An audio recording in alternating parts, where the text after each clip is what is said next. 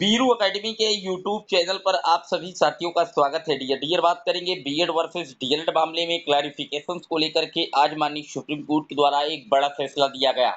यहां पर जो बीएड के छात्र हैं वो काफी प्रसन्न हैं, डीएलएड के छात्र भी काफी खुशी हैं। आखिरकार पूरे वीडियो पर बात करेंगे कि किस तरीके से जो जजमेंट है माननीय सुप्रीम कोर्ट ने क्लैरिफाई किया है। एमपी की तरफ से जो याचिका लगाई गई थी एमपी गवर्नमेंट की तरफ से, उस पर जो क्लैरिफिकेशन है माननीय सर्वोच्च न्यायालय के द्वारा स्पष्टीकरण दे दिया गया है। लेकिन जितने लोग चैनल पर पहली बार विजिट कर रहे हैं, सब्सक्राइब करके बेल आइकन प्रेस कर लीजिए।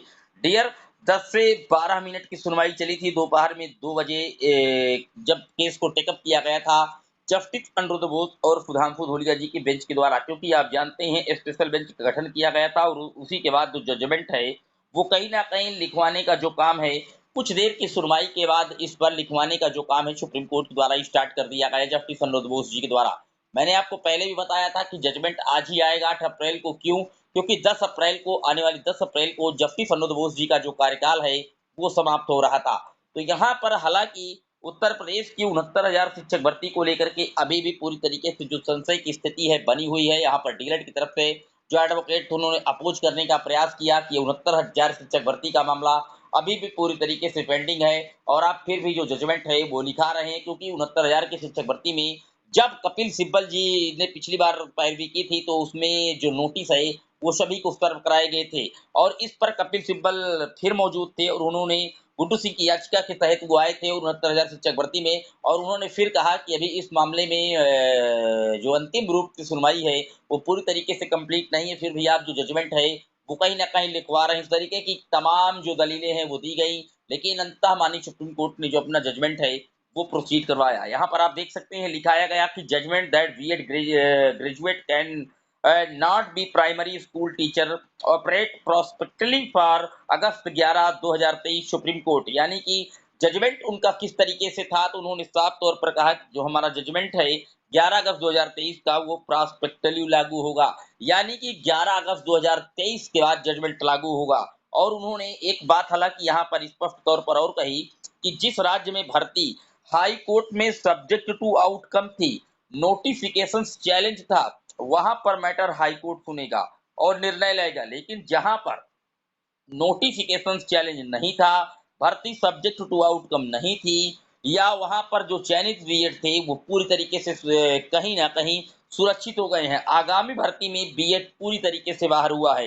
यहाँ पर कुल मिलाकर के मैं आपको सार समझा दूं कि आज माननीय सुप्रीम कोर्ट द्वारा क्या जजमेंट दिया गया। देखिए, सबसे पहली बात, सुप्रीम कोर्ट ने एक लाइन में ये कहा कि जितने भी नोटिफिकेशंस 11 अगस्त 2023 के पहले के हैं, जहां पर नियुक्ति हो चुकी है, बीएड के कैंडिडेट जिन जिन राज्यों में सेफ हो चुके हैं, वो सारे कैंडिडेट सेफ उनको मैं सेव करता हूं जो किसी भी राज्य की हाई कोर्ट में विचाराधीन नहीं है। यानी कि 11 अगस्त 2023 के पहले जिन जिन राज्यों में भर्तियां हो गई और एलिजिबिलिटी में बीएड वहां पर वैलिड था और उसकी भर्ती किसी भी राज्य की हाई कोर्ट या सुप्रीम कोर्ट में चैलेंज नहीं है, वो सभी बीएड के जो चयनित बीएडधारी हैं पूरी तरीके से सेव कर दिए गए हैं। लेकिन जिन राज्यों में भर्ती आउटकम है, जैसे मध्य प्रदेश का मैटर ले लीजिए एमपी वर्ग 3 का, क्योंकि वहीं तो उसी राज्य का ये मामला क्लैरिफिकेशंस के लिए माननीय सुप्रीम कोर्ट पहुंचा था। तो ये भर्ती प्रक्रिया में जो अंतिम निर्णय है वो अब मध्य प्रदेश की हाई कोर्ट देगी, जबलपुर हाई कोर्ट। वहां पर सुनवाई 15 अप्रैल के आसपास लगी हुई है, 15 अप्रैल को। क्योंकि चूंकि जबलपुर हाई कोर्ट में जब सुनवाई चल रही थी तो मामले को ट्रांसफर पिटीशन के रूप में सुप्रीम कोर्ट खींचा गया था। तो जहां जहां भर्ती आउटकम थी सुप्रीम कोर्ट के, वहां वहां डिसीजन उस राज्य की हाई कोर्ट को देना है। जैसे छत्तीसगढ़ राज्य की बात की जाए तो 11 अगस्त 2023 के बाद का जजमेंट है और छत्तीसगढ़ राज्य की हाई कोर्ट ने वहां पर बीएड को पूरी तरीके से बाहर कर दिया है, तो वहां पर खतरे के बादल हैं। इस तरीके से बात की जाए उत्तराखंड में, वहां पर भी आज सुप्रीम कोर्ट में जस्टिस गवाई की बेंच पर मामला गया था, स्वरे से याचिका को खारिज कर दिया गया, वहां पर भी बीएड खतरे पे है चयनित। बिहार में आप जानते हैं कि पटना हाई कोर्ट द्वारा 6वें पेज में बीएड कैंडिडेटों को बाहर कर दिया गया है क्योंकि इन सारे राज्यों में भर्ती आउटकम थी। अब आपके दिमाग में उत्तर प्रदेश की 69,000 शिक्षक भर्ती का सवाल आया होगा। देखिए डियर, ये जब ऑर्डर आएगा पूरी तरीके से तभी स्पष्ट होगा कि उत्तर प्रदेश की 69,000 शिक्षक भर्ती पर क्या स्टेटमेंट है। क्योंकि इस पूरे मौके पर जब कपिल सिब्बल जी ने बार बार सुप्रीम कोर्ट से पूछने का प्रयास किया 69,000 पर, तो उन्होंने पूरी तरीके से कहीं ना कहीं 69,000 शिक्षक भर्ती पर किसी भी प्रकार से कोई जो अपना स्टैंड है वो नहीं रखा, ना इस पर कोई बात की। तो निश्चित तौर पर ऑर्डर में ये बातें स्पष्ट होंगी, क्योंकि 69,000 की शिक्षक भर्ती 881 की अगर याचिका देखी जाए तो वह ये टैग थी माननीय Devesh Sharma versus union of India से, और 11 अगस्त 2023 को उसका भी निस्तारण हो चुका है। तो एक बात स्पष्ट की गई माननीय सुप्रीम कोर्ट के द्वारा कि जितनी भी राज्य की भर्तियां हैं 11 अगस्त 2023 के पहले कंप्लीट हुई हैं। अगर भर्ती राज्य की हाई कोर्ट या सुप्रीम कोर्ट में चैलेंज नहीं थी तो वहां पर बीएड के कैंडिडेट पूरी तरीके से सेव कर दिए गए हैं। लेकिन जिन राज्यों में भर्ती चैलेंज है और भर्ती आउटकम है, तो वहां पर जो डिसीजन है वो उस राज्य की हाई कोर्ट पर छोड़ दिया गया, और उस राज्य की हाई कोर्ट जो लॉ डिसाइड करेगी उसी के आलोक में बीएड चयनितों का भविष्य पूरी तरीके से निर्भर करेगा। उम्मीद करता हूं डाउट क्लियर हुआ होगा।